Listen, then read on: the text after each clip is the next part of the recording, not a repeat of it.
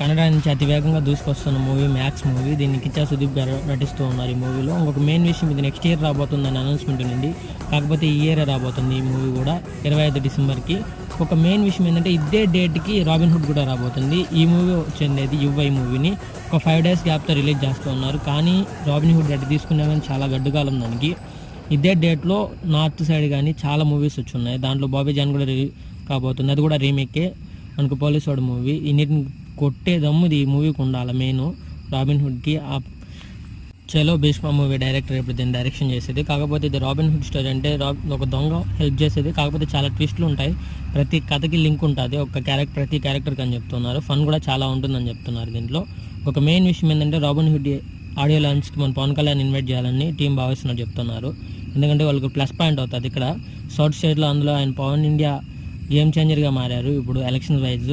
ఇది మూవీకి చాలా హెల్ప్ అవుతుంది.